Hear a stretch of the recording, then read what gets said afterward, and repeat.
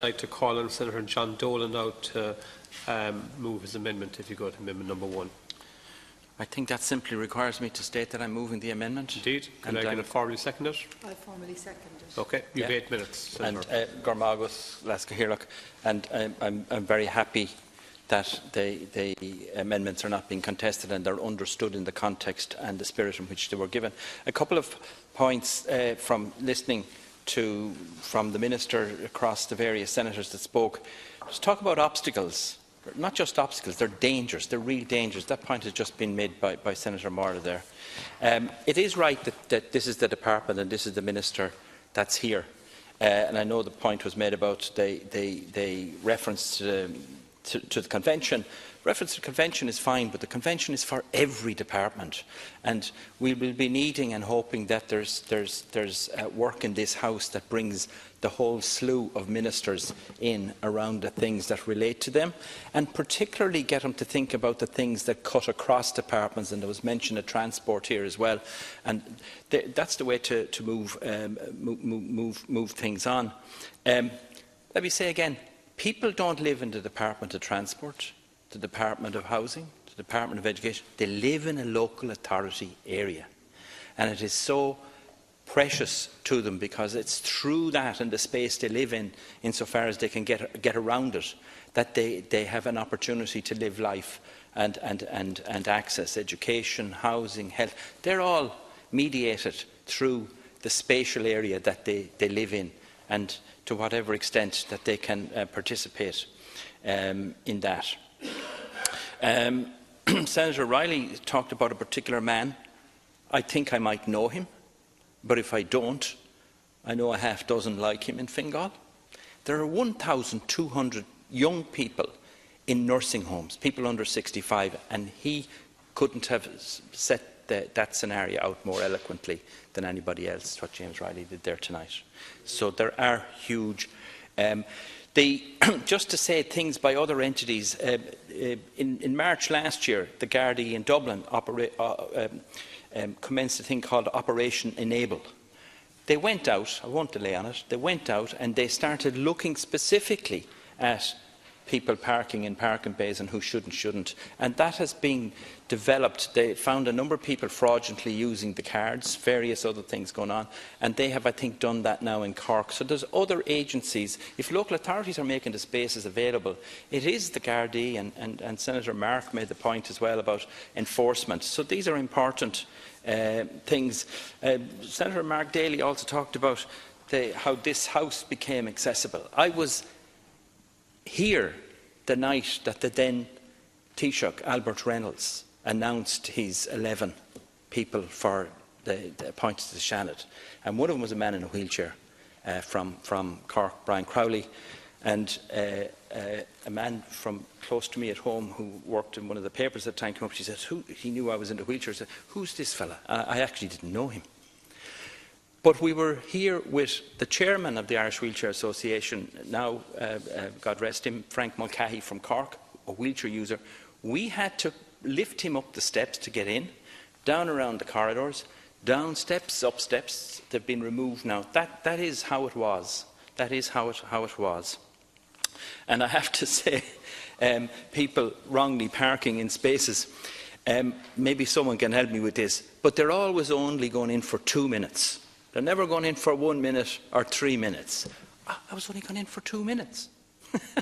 So someone will have to come up with a good comedy act or something kind of to raise awareness about that. And a number of senators, including Senator Maura Devine, talked about the Make Way Day and that kind of work. Okay, well look, that's just trying to honour some of the points that have been made, and I certainly want to thank very much Senator Kelleher for seconding this motion. We have finally arrived at the UNCRPD ratification. It is important to put in this context. This is a moment, on the one hand, of hope and advancement, but also one where we could take the wrong road. It would be a mistake to think that the work is done. Yes, people in Ireland, and I know this well from my travels, are better placed and supported than in many parts of the world. By ratifying the Convention, we are saying that this is not our yardstick. to say, and we should never say in public, but people are better off here than they would be somewhere else. That's a fact, but what we're now committed to as a state, internationally, we've given our bond to the UN and the nations that are part of it, that we're setting out to put things right for people who are disabled. And we're saying the same thing to people with disabilities and their families. We gave our word in March 2007 to the international community in signing the convention that we would begin the journey.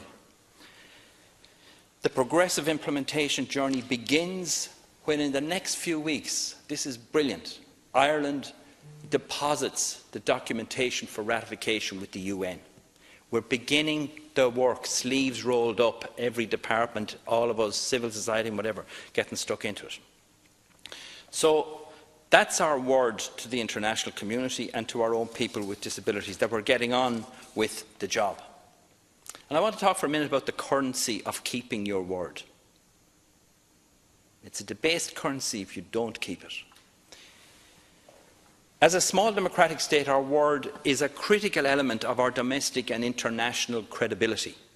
We don't have big armies, we don't have big guns, we can't face people down. Our word has to be honest and people have to believe. It's like you'll take one currency off someone and you won't take another one because you don't believe it's worth anything. The United States knew years before the fall of Saigon that they could not win that war. And yet they continued to leave young American lives die, and others died, countless others. Why? They had given their word to their allies that they would stand by them to the end. And it was important for their credibility as a state in the world to do that. They would not break their word. Ireland has given its word, and I think that's the context in which we have to look at all of this.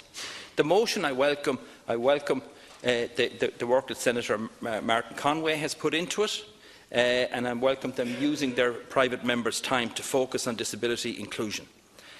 My amendments are in the spirit of strengthening the motion. I have drawn attention, as indeed has the Minister, to some of the broader serious issues that are there and that are not contested. Reference was made to the NCBI and the Disability Federation, and I thank people for that. That Make Way Day campaign involved a lot of organisations and a lot of people with disabilities and others that went out there.